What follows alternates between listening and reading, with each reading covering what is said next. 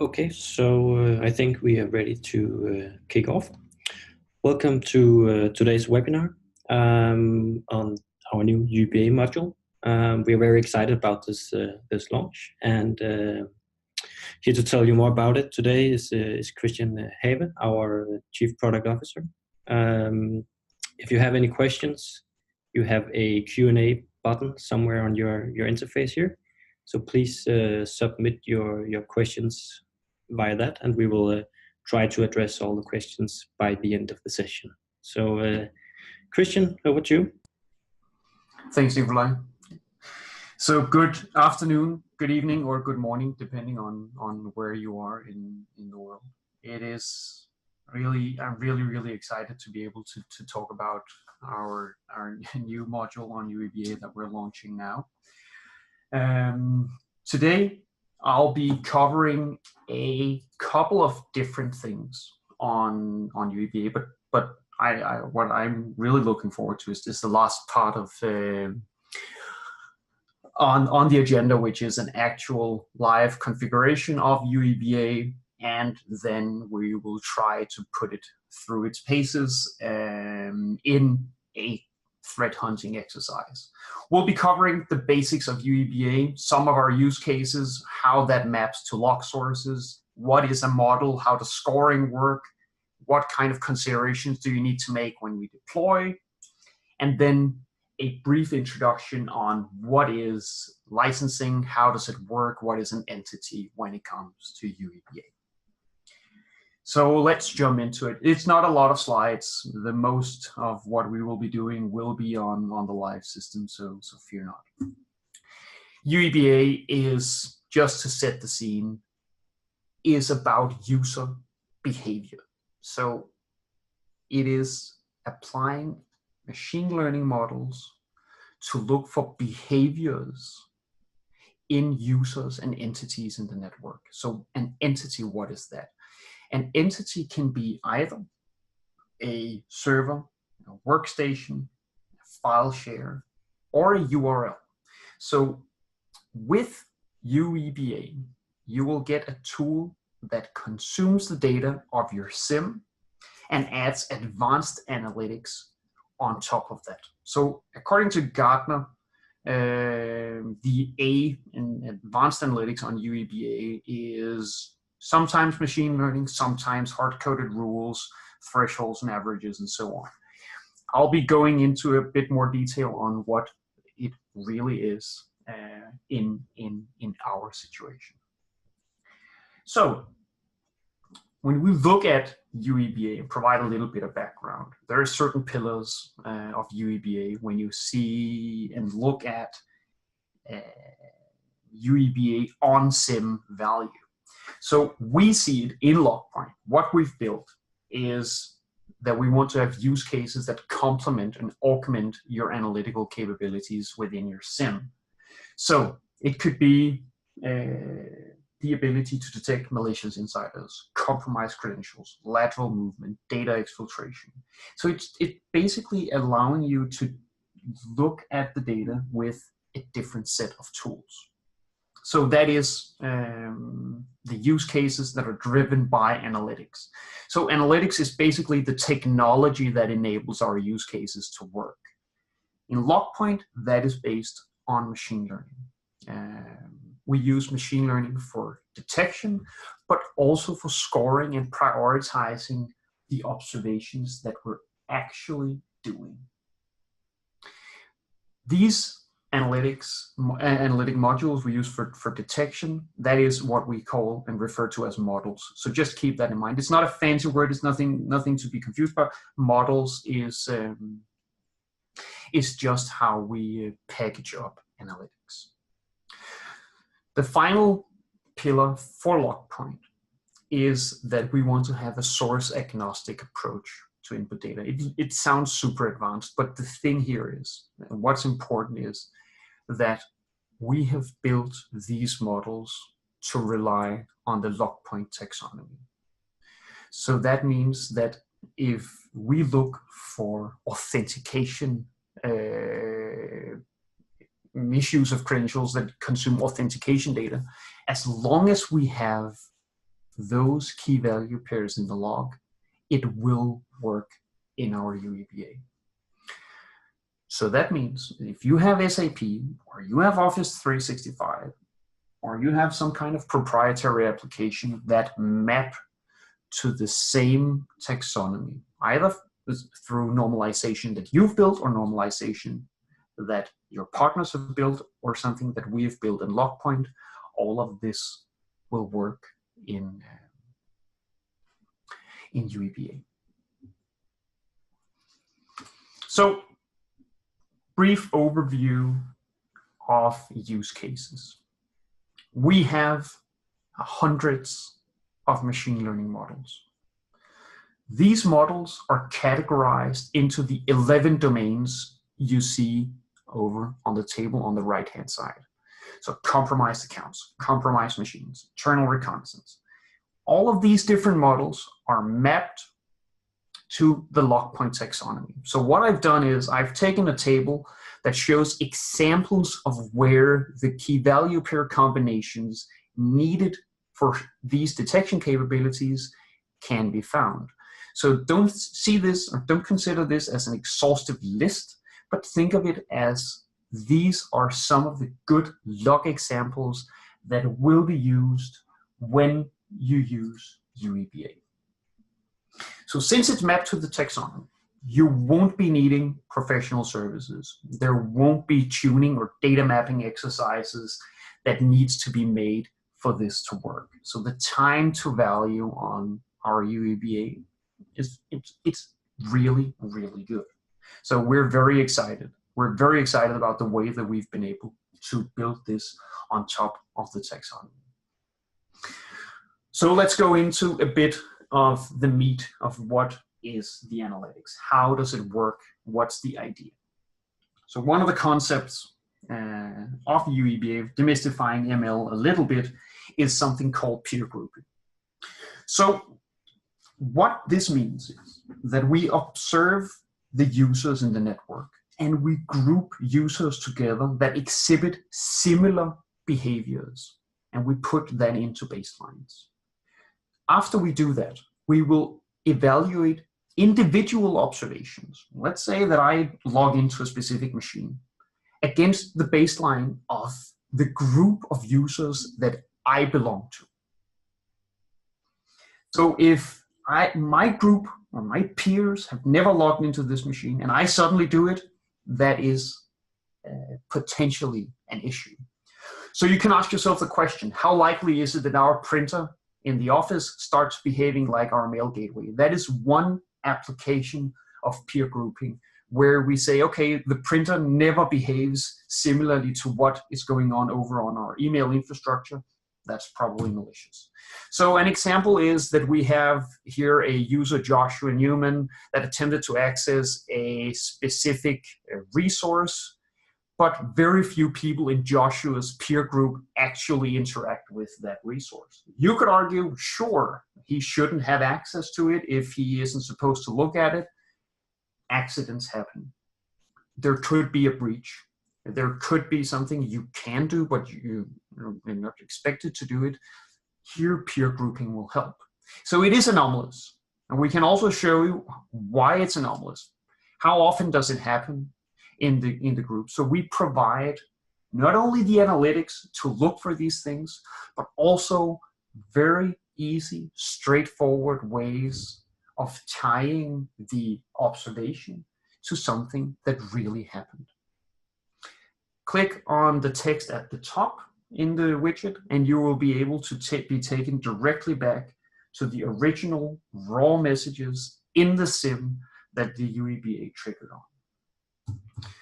So another good example is baselining. So what this means is that for certain dimensions, which is basically just keys and values in your SIM, we build baselines. And then we evaluate individual observations against the baselines. So the first time a user, for instance, accesses a website, how much data is typically sent? Well, again, sometimes it's not a lot, sometimes it is a lot. But again, we build analytics that look for these different things.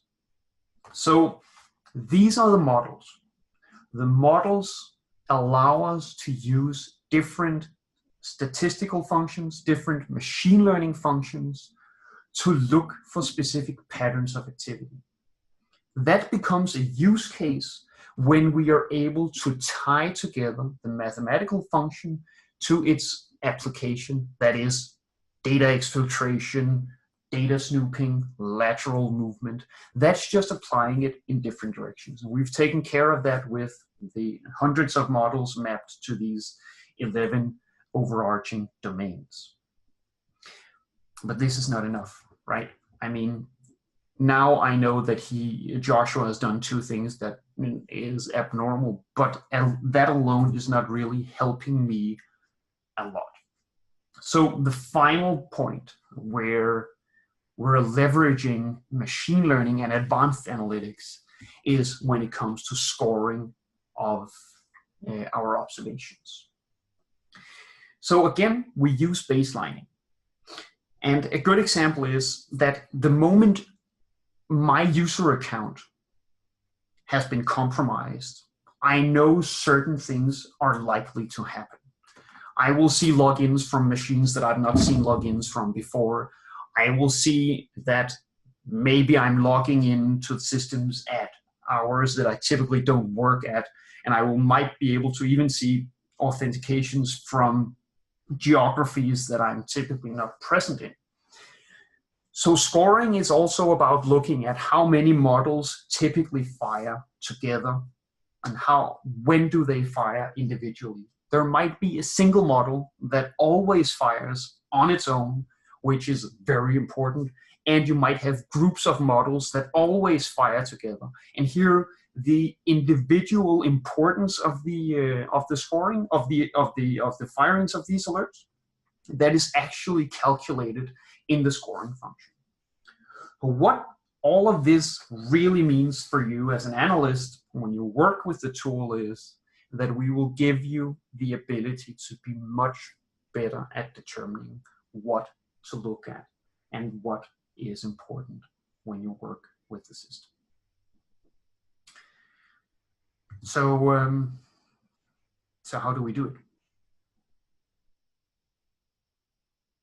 In LogPoint, with 6.4 that was released roughly a month ago, we created certain preparations in the architecture that are needed for UEBA to work. Under the hood, a lot of really exciting stuff happens with the product. The most important for you to be aware of is that there are certain key value pair combinations that needs to exist in a specific way. Think about it this way. Christian, has certain representations of my identity in the network. So we suggest we use LDAP enrichment to make sure we have a common representation of identities. The same goes for my laptop. It gets moved around on different networks during the day. The IP address changes, the host name remains the same. So if I need to track the entity that is Christian's laptop, we need to do an IP to host lookup of that machine. The same goes for the identity. I might be represented in a specific way on email, a different way in our Jira system, and a different way on our corporate intranet. So we use LDAP enrichment, but effectively you can use any kind of enrichment to get a common representation of identities. 6.5 is the version that gives you the small button that I've highlighted down at the bottom for UEBA. What you need to do when you want to configure it is either you can do it on your standalone LogPoint appliance, or you can do it on search heads. And if you're at capacity on your search head or your standalone appliance, it's a matter of merely deploying another search head. A lot of computation happens, but it won't happen on your machine.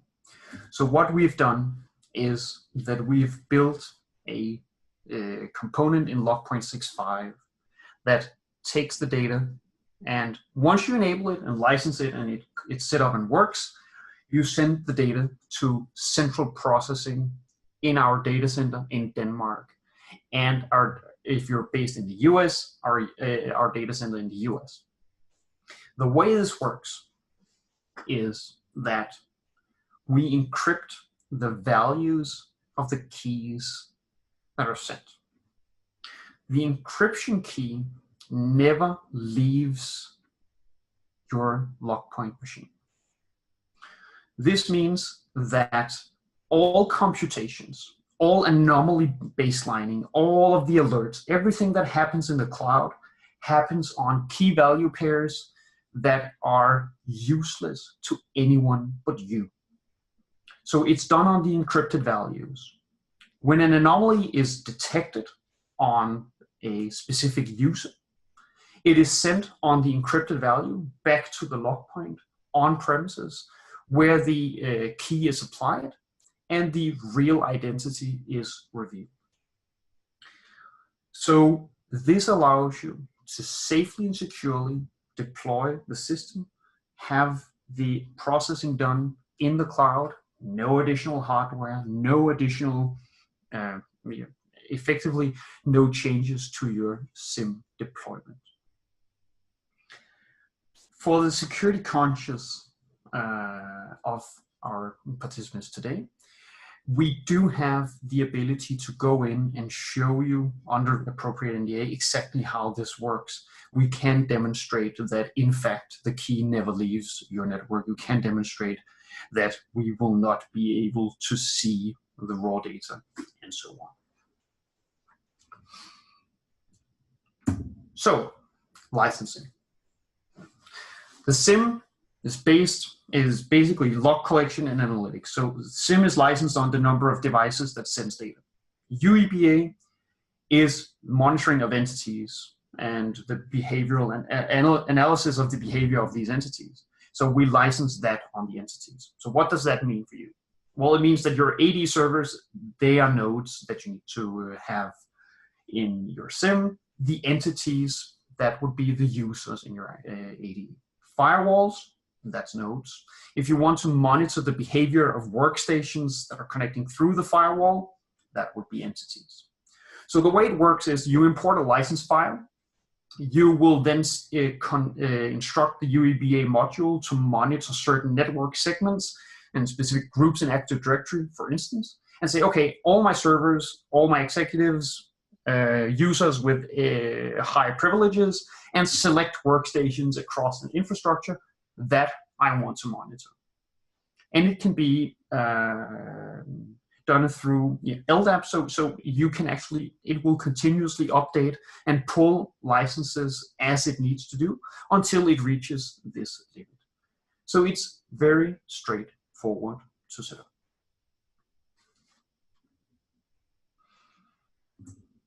So I think I promised that we wouldn't spend a lot of time on the PowerPoint slide, but rather go into a hands-on demo. So what we'll be going through is actually, before we do a threat hunting exercise with UEBA as the engine, we'll be going through a configuration of UEBA. So importing a license, entity selection, getting everything up and running. Then we go into our demo. In the demo, we will investigate an advanced attack from the initial compromise all the way out to lateral movement and the completeness of the mission. So the context here is that we have built some sample data where we have a senior director that's called Joshua. You've already seen a couple of his behaviors in the previous screenshots. He works at a bank. He has access to sensitive data, but unbeknownst to him, his account has also been compromised and is being used for data exfiltration. So effectively, we have a relatively advanced attack, and we use the behavioral analytics to detect what's going on and actually act on the data. So with that, I will jump into our demo system. And let's start to have a look. I've logged in. The first thing we do is we configure UEBA. So I'll refresh the system.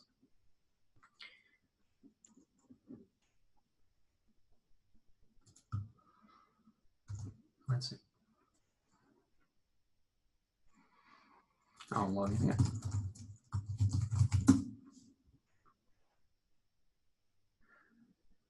I will go to our UEBA menu page. I will click Enable UEBA. Once I've enabled UEBA, I will get an overview of the health status. So different kinds of data that has been sent,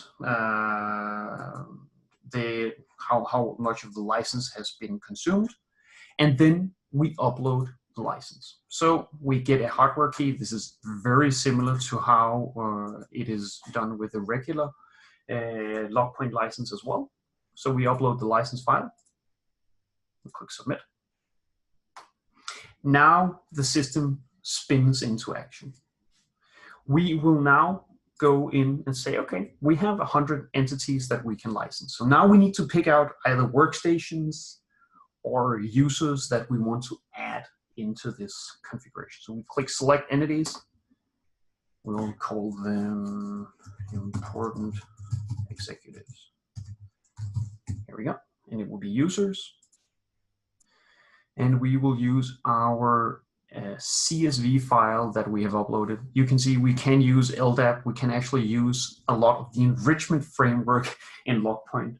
So what's really powerful here is that if you recall 6.4, we introduced the ability to create and populate dynamic lists.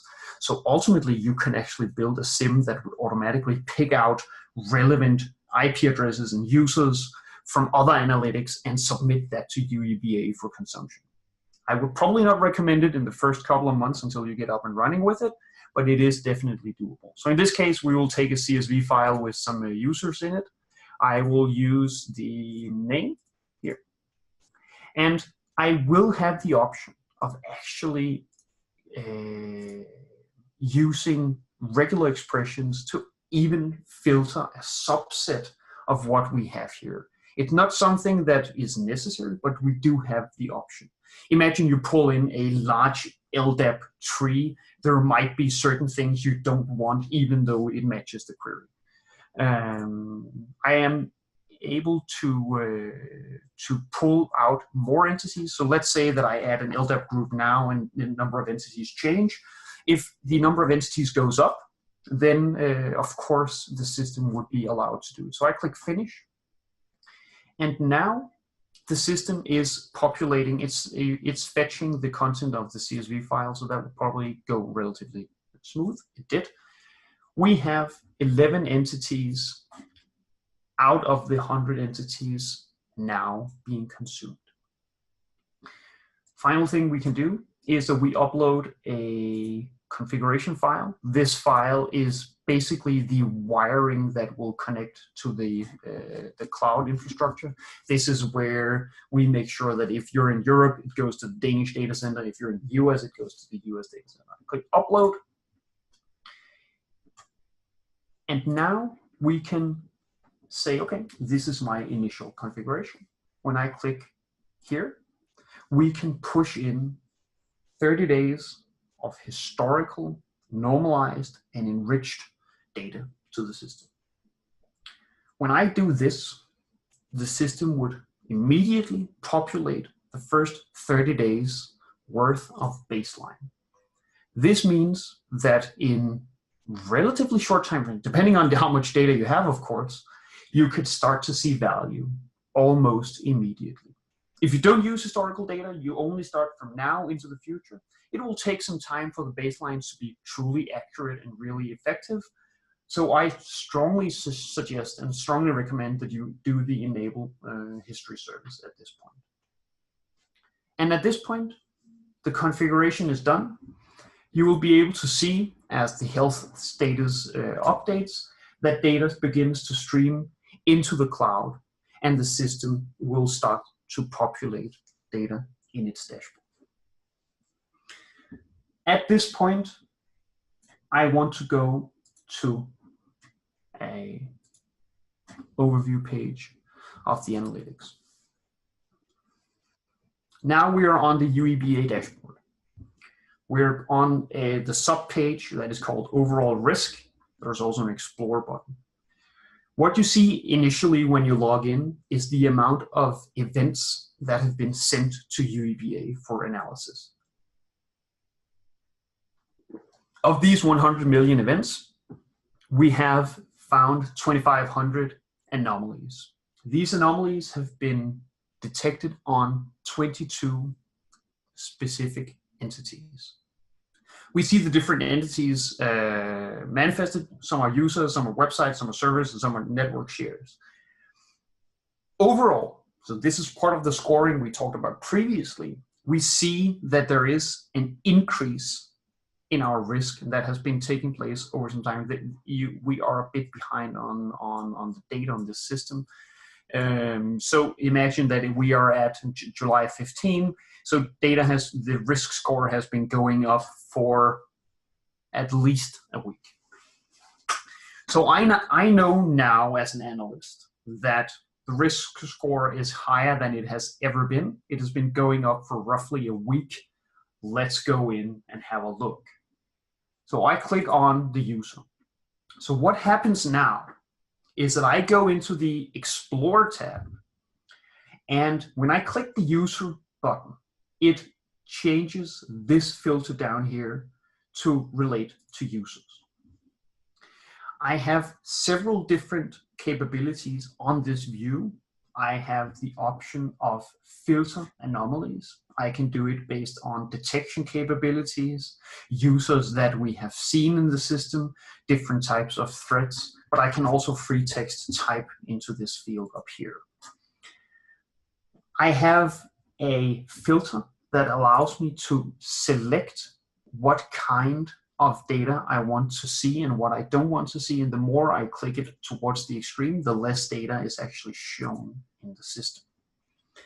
These dashboards, in other words, they interrelate with each other. So if I click on one dashboard widget, all of the other widgets will update. In this case, I'm interested in what we have seen from Joshua. He has by far the highest risk score. And in this case, I'm only interested in extreme risks. I don't want to see the overall trend, but I want to see for the last 7 days. So what we can see is that suddenly we started seeing observations that were much, much higher than the baseline of the network. So let's dive into the data a little bit. From the bottom up, we see that the first high-risk observation that took place from Joshua was an upload of almost a gigabyte to a URL on his first access. This is really anomalous. It has not happened to other uploads. Let's go in and have a look. And as you can see, the average for the first time connection to a URL for other users, the expected and the maximum is much lower than what we saw for Joshua. This ties to the time of day that Joshua actually worked. So as an analyst, I'm already curious right now, why is he uploading that much data? Well, he also worked at a time of day that he never typically works in.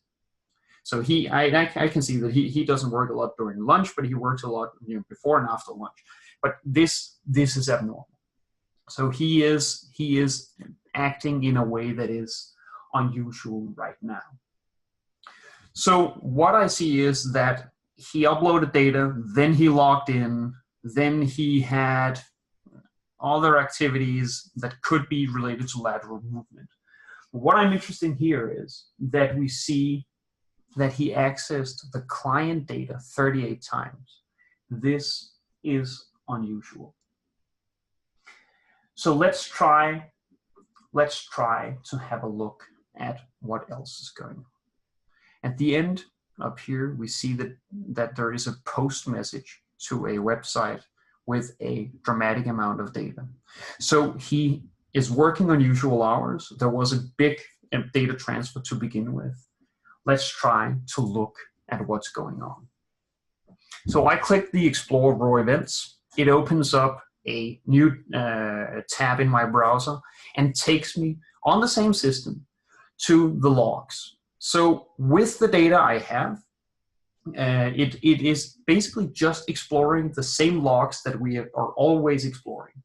A lot of things are going on here. So what you can see is we have the enriched data, and this is actually from UEBA. So we can see that an unusual amount of data was sent. We can also see that there is a current risk score of Joshua that is really, really high. And we can see that it is potential data theft.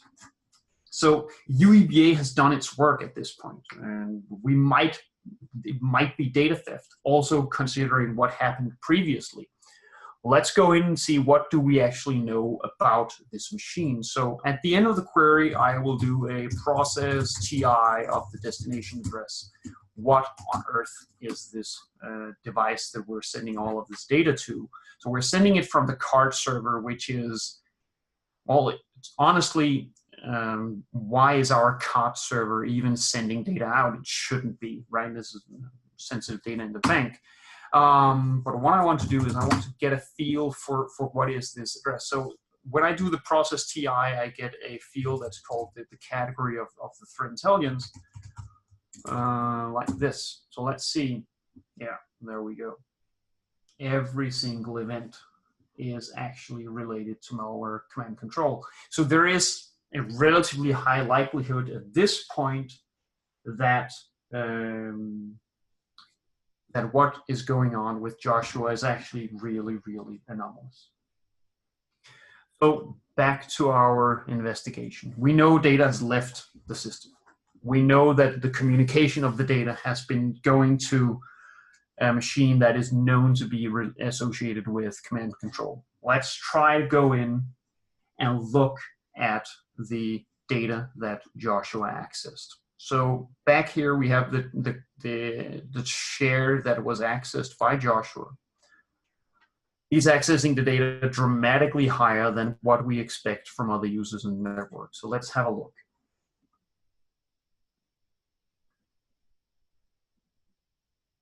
It was 38 times. We also see that we have the 38 logs available. As you see here, the labels have been applied, so the classification of what's going on is actually helping us to get a feel for what's going on. We can see that the access has happened in relative short succession of each other within a short interval of time. So what we want to do at this point is we want to see, okay, where's he accessing the data from? So we do a chart count by the share local path. So share local path is a key value pair we have down in the log that shows basically the data that has been accessed.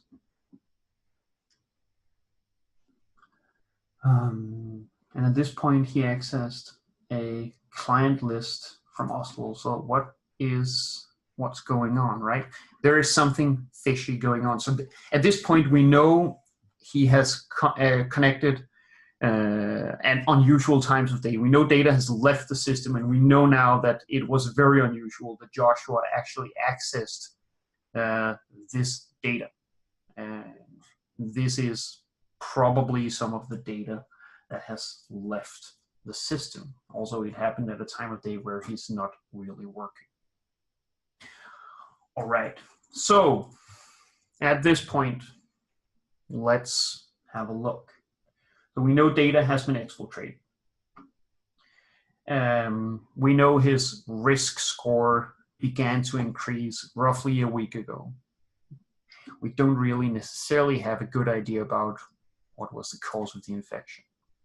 So going back 30 days, going back to all data, we see that, well, probably this is where Joshua, he got compromised. Or at least this could be the infection point. What do we see here? Well, he actually attempted to log in to the card server. what this tells me as an analyst is that Joshua never fails to log into the system. So he's never failed to log into it before. So why is it that suddenly there is a random system that he never accesses, and suddenly he fails to log into it? Why would that ever happen? So let's try to see. Let's try to see what's going on.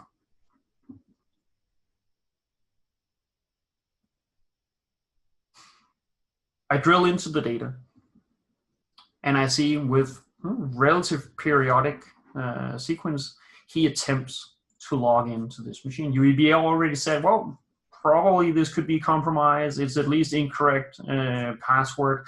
This is unusual. Now, if I go in and say, okay, let's see what actually happens. I take it a bit to the future, and I take it a bit to the past. Click OK, and I search the data. I still only see these events. So why is it that Joshua is failing to log in? Well, let's try to see where he's doing it from, right? So chart count by workstation. What's going on? And all of it comes from this machine. Actually, this is interesting to us. There's no successful authentication. It's the only thing that happens. It happens from a workstation that he hasn't logged into before. So there is something going on. We have, at this point, a relatively good indication that Joshua had his machine, or at least his credentials, I should say. His credentials have been compromised. Around this point in time, he tried to log in. He wanted access to this data. A long time later, something happens on his machine. He downloads data, he gets access, and data is exfiltrated. Now, in UEBA, these things are shown in the dashboards, of course, but it's also generated in the incident system. So you can actually integrate this with your SOAR platform, with your ticketing system, with your workflows. It doesn't have to happen, all of it, directly in the UEBA dashboard. One thing I would like to point out, and there's also another feature that it was introduced in 6.4, is that we have a relatively powerful feature for analytics. It might seem trivial to some of you, but for me as an analyst, I think it's really powerful. So it's called distinct list. So what I'm doing here is I say, okay, if my risk score for a specific user goes above 90, I want to invoke a script that disabled a comma-separated list of users. So periodically, every hour, we go in, or actually we could probably change this to every 10 minutes. You probably don't want to wait an hour for that.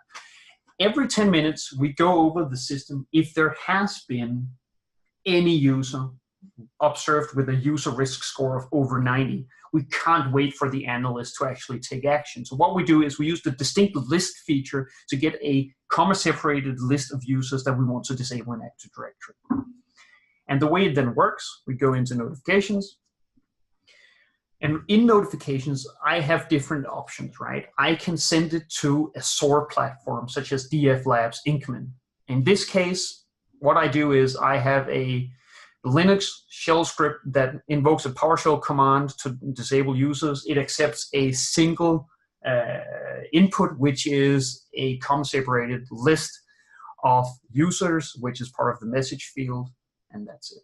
So if we go into our incidents and see, okay, if UEBA detects a user with a risk score over 90, disable the user in Active Directory. That actually was invoked.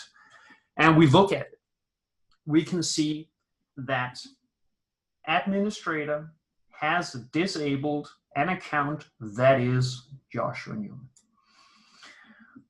So what we've shown here is that not only can you use UEBA to help you accelerate the detection of malicious activity, but you can tie it together with the notification system directly in LogPoint.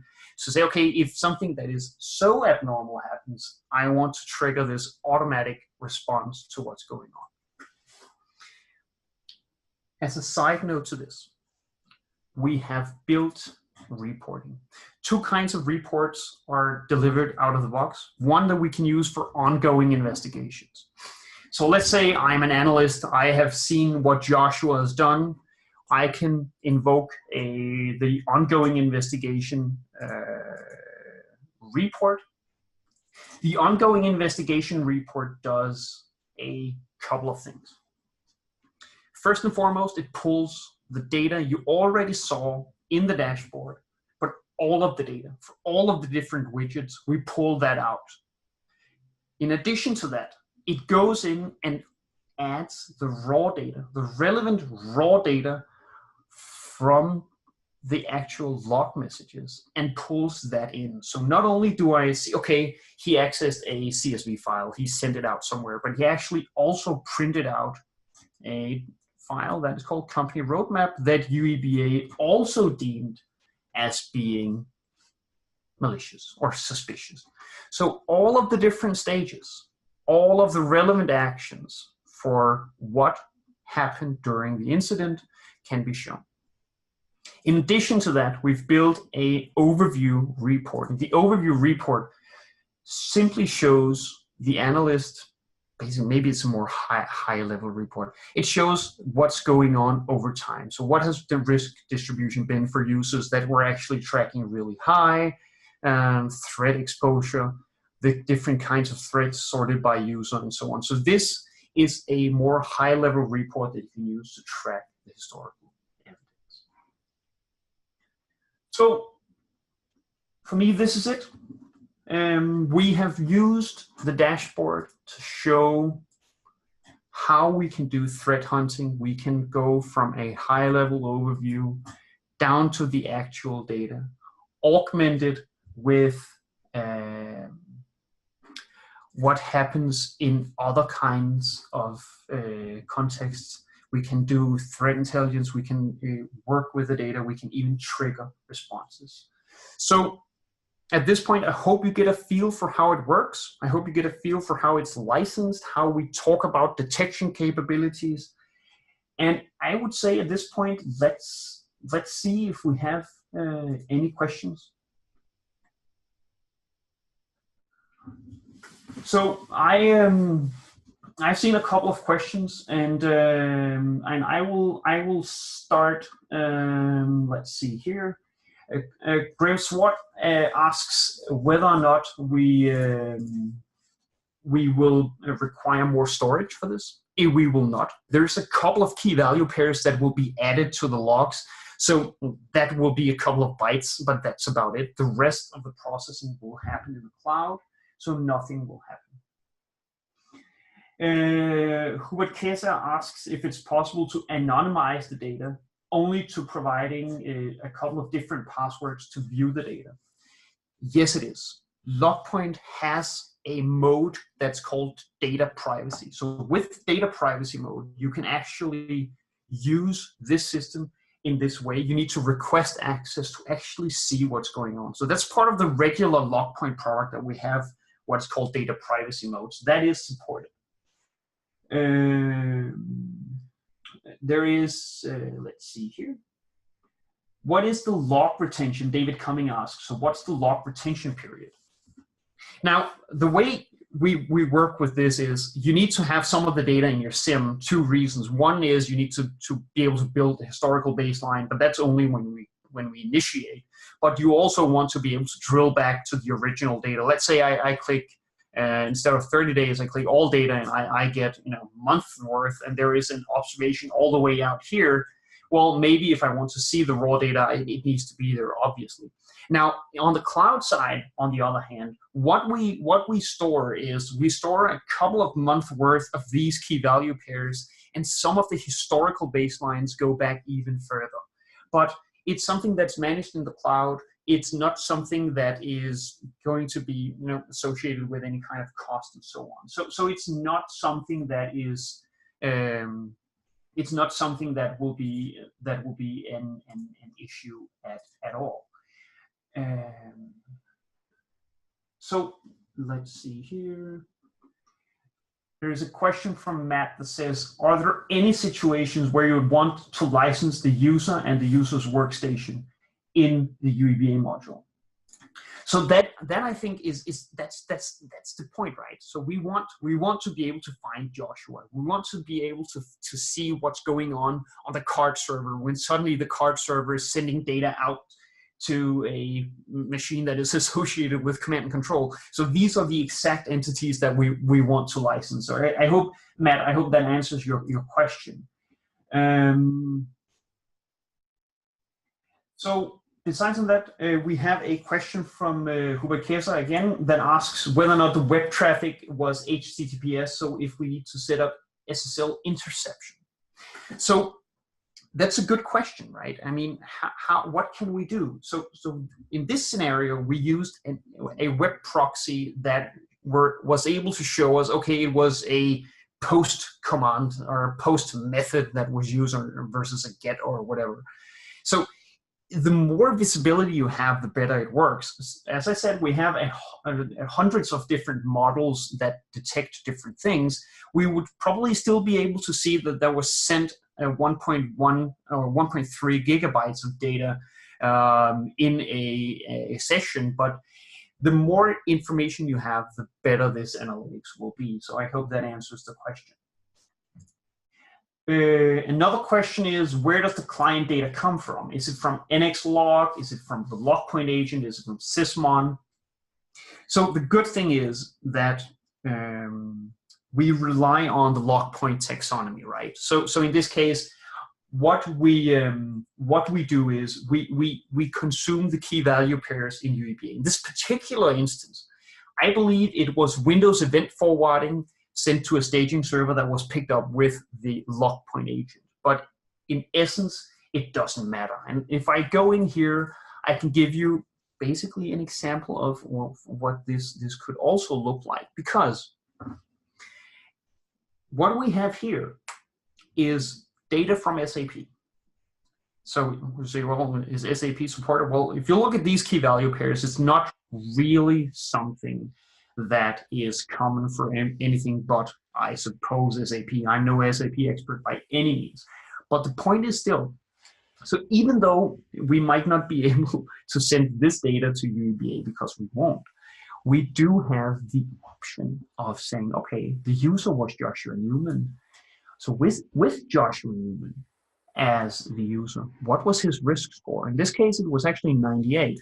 So if I had regular SIM alerting or SIM detection capabilities for my SAP, I would now have a user risk score added through static enrichment in LogPoint that can actually be used to augment my existing analytics.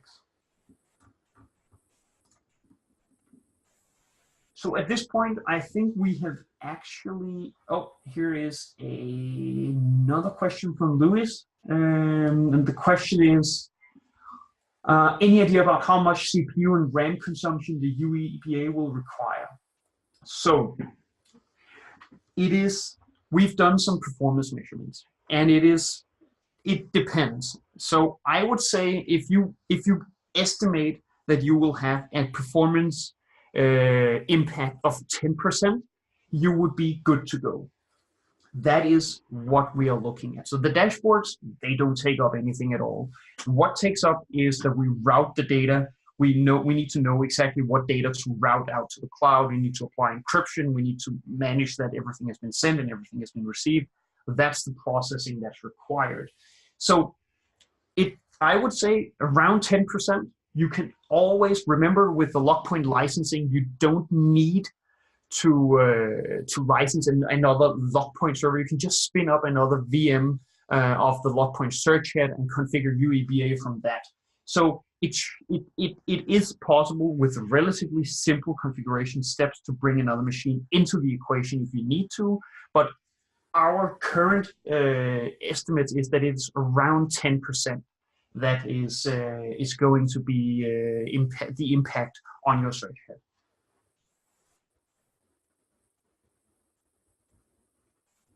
So we do have a couple of minutes if there are other questions.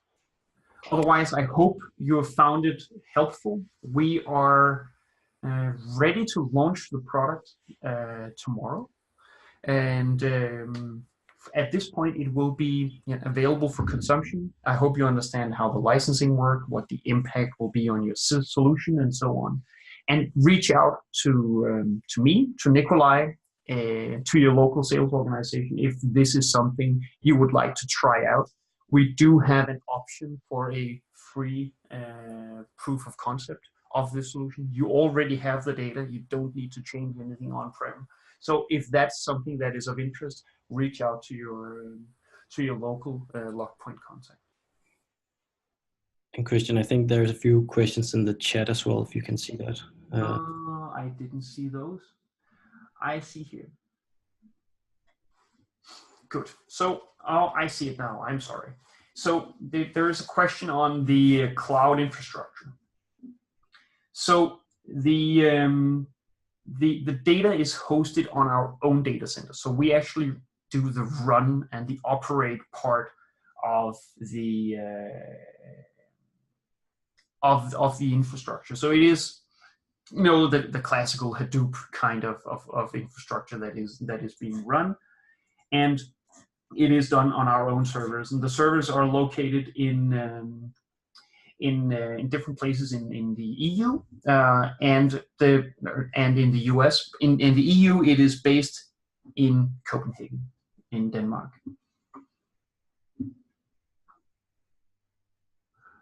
So, and then there is a question on licensing. And I think this is a good point. So, do I need to license both the user and all of the addresses that the machines are communicating with?